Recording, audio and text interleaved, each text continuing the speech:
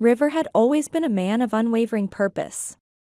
As the manager of a homeless shelter in his quaint small town, he had wholeheartedly dedicated his entire life to the noble cause of helping those in dire need. However, lately, his life had taken an unexpected and deeply unsettling turn. For weeks on end, he had been waking up each morning to discover mysterious bites on his arms, neck, and back. These bites were vividly red, intensely itchy, and seemed to have an unrelenting hold on his skin. At first, it was a reasonable assumption for River to think that the culprit was fleas. After all, the shelter was a bustling hub of activity, constantly filled with people coming and going. In such an environment, it wasn't at all uncommon for pests to find their way into people's belongings and hitch a ride home. But as the weeks passed, the situation only deteriorated.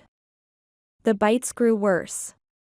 And despite River's best efforts, which included thorough cleaning and repeated disinfecting of both his home and the shelter, nothing seemed to alleviate the problem. One fateful morning, as River was closely examining the fresh, angry bites on his forearm, his wife Sarah sat up in bed beside him. Her face was drained of color, a clear sign of her growing concern. "Sarah. River. This just isn't normal," she said, her voice laced with worry. "I've been looking at these bites, and they're nothing like flea bites. They're completely different." River, clearly frustrated, replied, "I don't know what else it could be. We've cleaned the house from top to bottom, and professionals have treated the shelter. What more can we possibly do?" Sarah, at a loss for words, could only sit there, her worry palpable in the air. She had, in fact, noticed something else that had sent a shiver down her spine. The previous night, as they were enjoying a movie together in the living room, she had caught a glimpse of something moving in River's hair. At first, she dismissed it as a trick of the light. But upon closer inspection, her blood ran cold. Tiny, almost imperceptible creatures were burrowed deep into his scalp. The next morning, Sarah was insistent that they visit the doctor. Exhausted from the ongoing ordeal and growing increasingly frustrated, River finally agreed. At the clinic, Dr. Carlos listened intently as they recounted their strange and distressing story. He then carefully examined River's scalp using a magnifying glass, his expression growing more serious by the moment. "These aren't fleas," Dr. Carlos stated firmly. "These are parasitic worms. They burrow into the skin and feed on tissue, secreting toxins that can cause some very serious health problems." Parasitic worms? How? How did this happen? River stammered, his mind reeling at the shocking diagnosis. As River began the long road to recovery, he noticed another peculiar development that sent a chill down his spine. His memory, which had been gradually slipping in recent times, started to show signs of improvement. He had been forgetting simple things, like where he had put his keys or the names of the people at the shelter. Initially, he had attributed these lapses to stress, but now he realized that they were, in fact, symptoms of the worm's toxins wreaking havoc on his brain. Sarah, too, had been deeply shaken by the entire ordeal. One evening, as they sat together in the comfort of their living room, she turned to River with tears glistening in her eyes. "I was so scared, River. She confessed. I thought I was going to lose you. And I couldn't stop thinking. What if we closed the shelter? What if we just walked away from all of this? River, understanding her concerns, replied. I get it, Sarah. But the shelter means so much more to me than just a job. It's a lifeline for so many people. If we close it, where will they go? Sarah nodded, her heart heavy. I know. And I don't want to close it either. But I can't bear the thought of losing you. River. I just can't. River took her hand. Reassuringly. You won't lose me. We'll figure this out together. We'll make the shelter safer for everyone.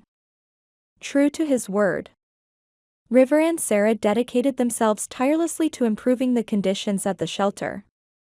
They implemented much stricter hygiene protocols, ensuring that every nook and cranny of the place was kept spotless. They also took the time to educate the residents about pest prevention, empowering them with the knowledge to keep themselves safe. In addition, they scheduled regular inspections of the building, leaving no stone unturned in their quest to ensure that it remained clean and safe for all who sought refuge there. Slowly but surely, their efforts paid off, and the shelter transformed into a better place. Not just for the residents who called it home, but for River and Sarah as well, who found renewed purpose in their mission to help others while safeguarding their own well-being. In their living room, she turned to River, her eyes brimming with tears. River, Sarah said, her voice trembling with emotion. I was so incredibly scared. I thought I was going to lose you. And all the while, I couldn't stop thinking. What if we closed the shelter?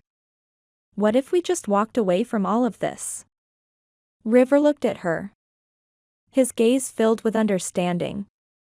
I get it, Sarah, he replied. But the shelter, it's more than just a job for me. It's a lifeline for so many people. If we close it, where will they go? Where will they find the warmth, the support, the sense of belonging that this place offers them? Sarah nodded, her heart heavy with conflicting emotions. I know, River. And I don't want to close it either. But I can't bear the thought of losing you. I just can't. You're the most important person in my life. And I can't imagine going through this world without you by my side. River took her hands in his, squeezing them gently. You won't lose me, Sarah. I promise. We'll figure this out together. We'll make the shelter safer for everyone. For every single soul who walks through those doors seeking refuge and a better life. True to his word, River and Sarah dedicated themselves tirelessly to improving the conditions at the shelter. They implemented a series of stricter hygiene protocols, leaving no corner uncleaned and no surface untreated. They educated the residents about pest prevention, holding workshops and one-on-one sessions to ensure that everyone understood the importance of cleanliness and safety. They also scheduled regular inspections, bringing in experts to assess the building and make sure it remained a clean and secure haven for all. Slowly but surely, their efforts began to pay off. The shelter transformed into a better place, not just for the residents who found solace within its walls, but for River and Sarah as well.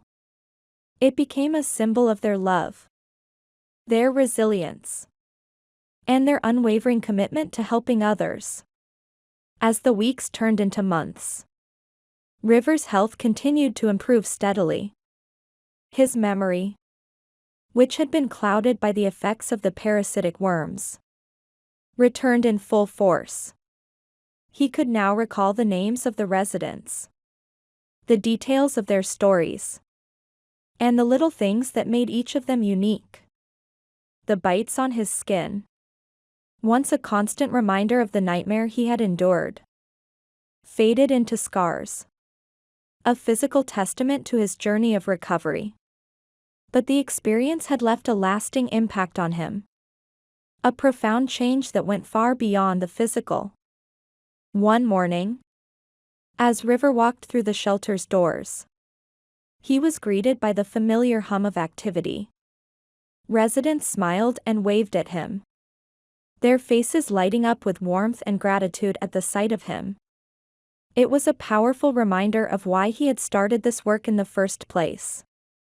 To give people a second chance, to help them find hope in the darkest of times, and to show them that they were not alone in their struggles. Sarah, who had become increasingly involved in the shelter's operations, joined him that morning, holding 2 cups of coffee in her hands. "You know," Sarah said, a soft smile playing on her lips, "I think I finally understand why this place means so much to you. It's not just a shelter. It's a community.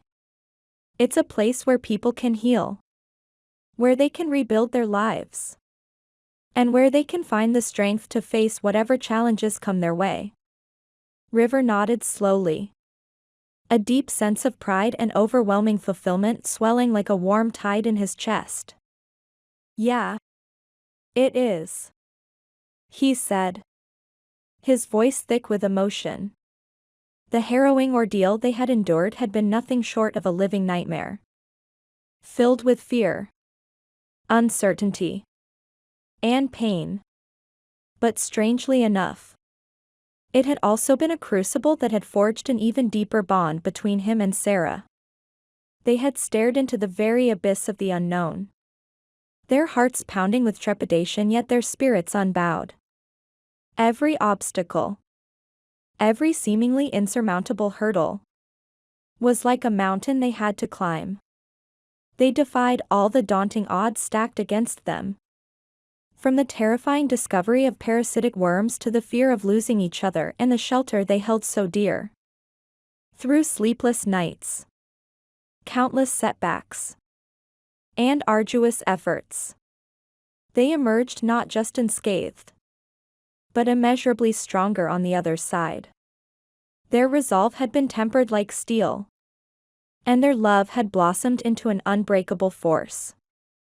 And as they stood there side by side, their shoulders touching in a silent show of support, looking out at the vibrant community they had painstakingly helped build from the ground up, a place filled with hope, warmth, and new beginnings, they knew with unwavering certainty that whatever challenges the future held, whether it be unforeseen health scares, financial hardships, or new threats to the shelter, they would face them together, united by their boundless love and their shared, noble mission to make a profound difference in the world. They were ready to take on anything that came their way. Hand in hand,